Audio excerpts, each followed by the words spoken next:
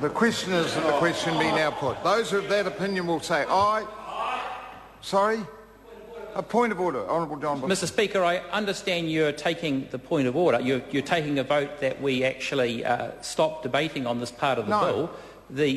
Let me correct the member. I am giving the House the opportunity to decide whether or not it is a termination of the debate.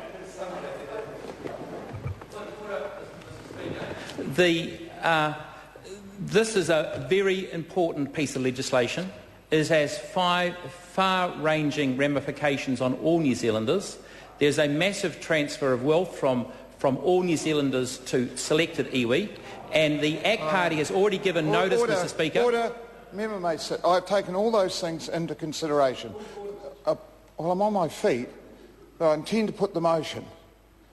Is this what does... I'll hear the point.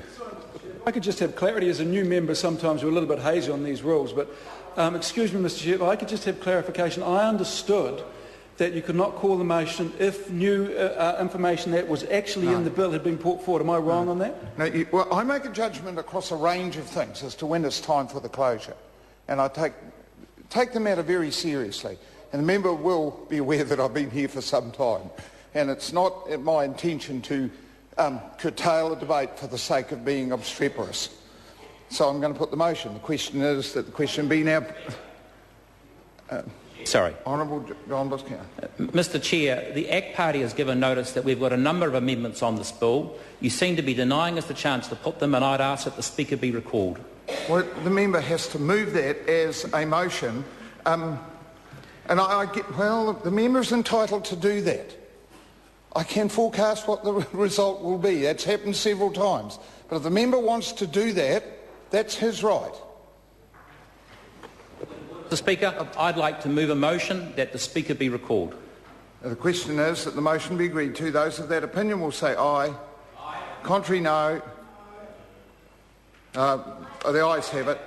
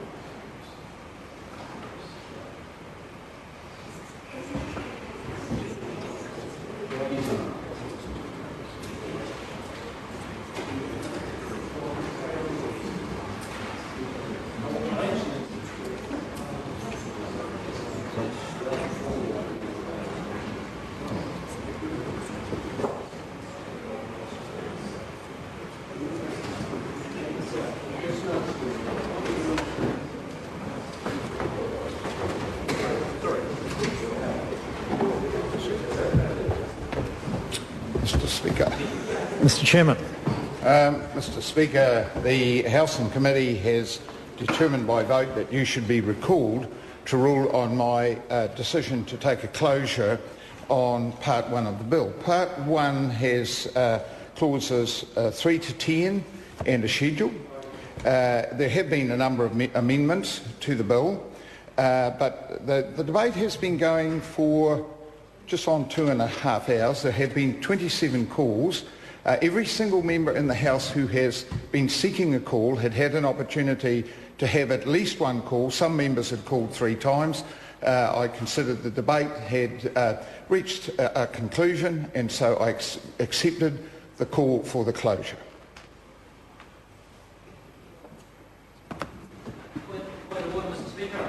Could speak to the reasons I've asked you to come back to the chamber? I'll hear the honourable member. Point of order, John Buscount. Thank you, Mr. Speaker. Mr. Speaker, it's hard to imagine a more important and wide-ranging bill before this House in this 3-year parliamentary term. The ACT Party has strong opposition to this. We have lodged hundreds of amendments. Some are very substantial, Mr Speaker. We gave notice to the Chair that we wanted to debate those amendments. We gave notice to the Speaker of a number of the issues that we wanted to raise. For example, Clause 4.1 subsection A talks about protecting the legitimate interests of all New Zealanders. We actually think this protects the legitimate interests of only some New Zealanders. So we are being denied the chance to put our arguments. We think that the closure motion has been put far too early, and we'd ask, sir, that you would rule that the ACT Party has a right to speak to its amendments and to oppose this bill in the vigorous way it deserves to be opposed.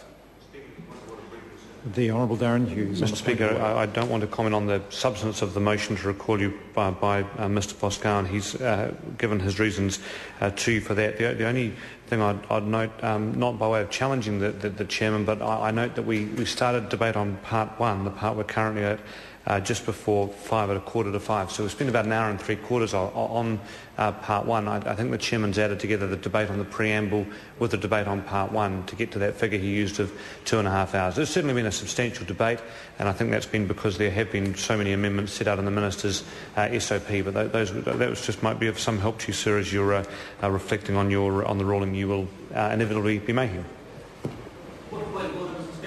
Make one Point of order, the point. Honourable John Boscawen. Thank you, Mr Speaker. So one of the reasons we're actually having to debate the amendments actually in the chamber right now, sir, is, as you may be aware, the Maori Affairs Select Committee met to consider a 520-page report.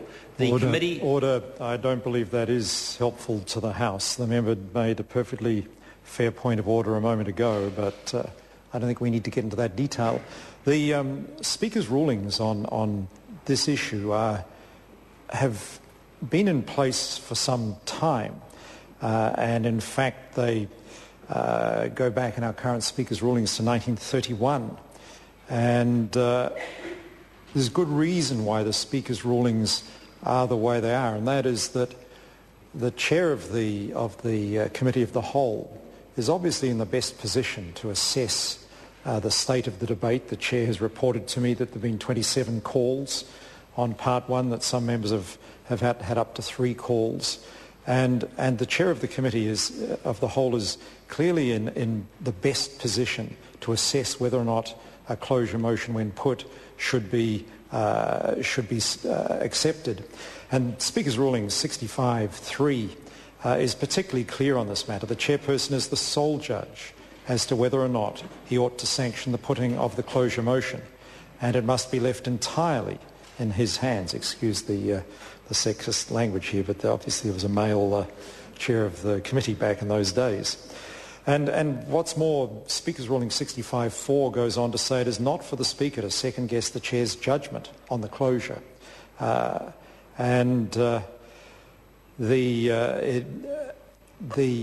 the House or if the Committee of the Whole doesn't agree that the closure should be accepted, then the committee, of course, votes on the matter and is at liberty to vote down a closure motion.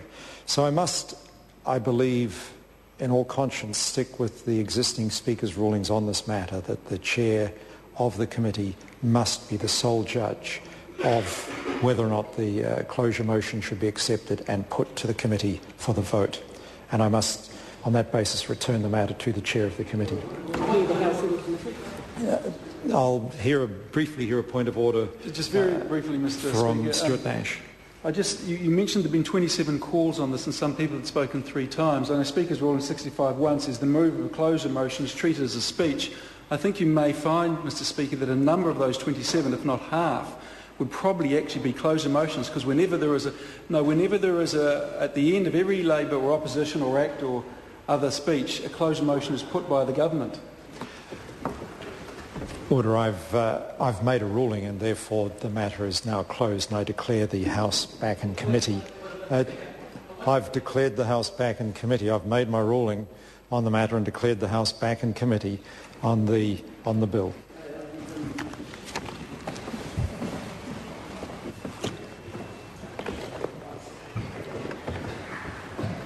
Complete waste of time. The question is that the question be now put. Those of that opinion will say aye. Aye. Contrary, no. A point of order, sorry. Honi Mr. Chairman. Harawira, point of order. I actually tried to rise a couple of times during the debate, but unfortunately these gentlemen over here were standing up quite frequently and speaking quite loudly. I never ever got the opportunity to actually speak, and by the time you got to make your ruling, you'd already made it before I could get back up again.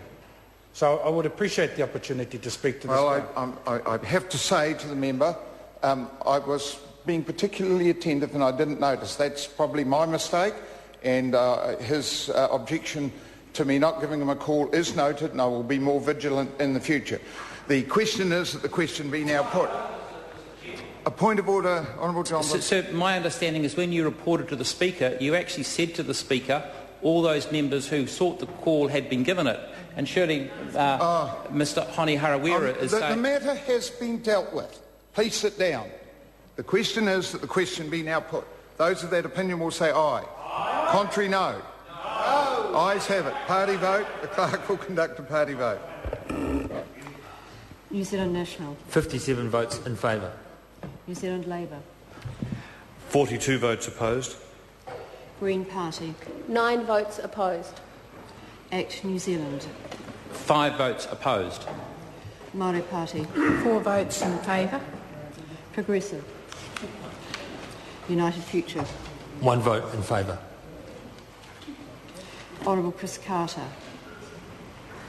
Honi One Harawira. vote, excuse me, my apologies. 1 vote opposed. Honi Harawira. Kore au e whakai.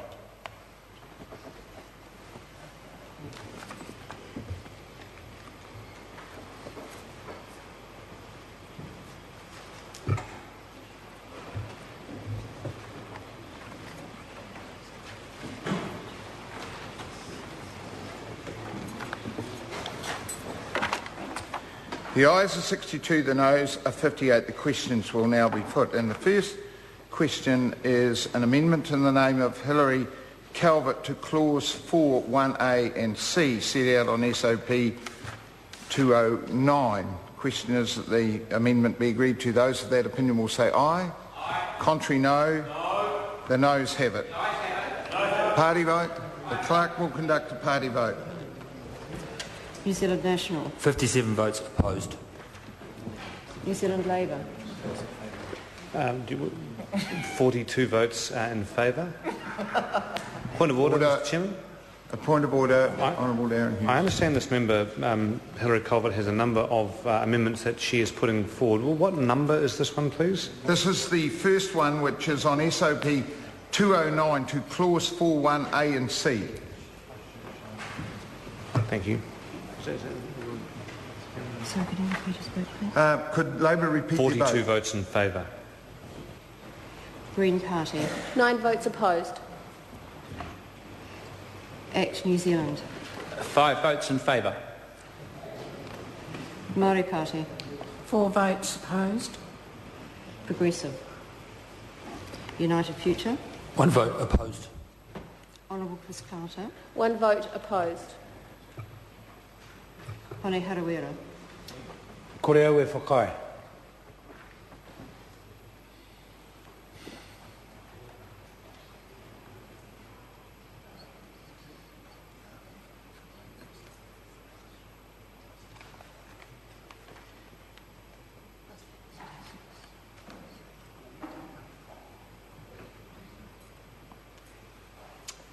Ayes are 47, noes are 73. The question is not agreed to. The next amendment in the name of Hilary Calvert on SOP 209.41D is ruled out of order as not being a serious amendment. Hilary Calvert's next amendment to clause 4.2. A point of order, Honourable John Boscawen. So you've ruled out Hilary Calvert's amendment to paragraph D of 4.1. As you say, it's not a serious amendment. So what we have done there is we have substituted the words Treaty of Waitangi for Te Tireo Waitangi, and we noticed that the Honourable Christopher Finlayson has changed the wording on his SOP from whānau hapu iwi to iwi whānau hapu. So if it's good enough for the Honourable Finlayson to change words around in order, surely it's good enough for the ACT Party to move amendments that do the same.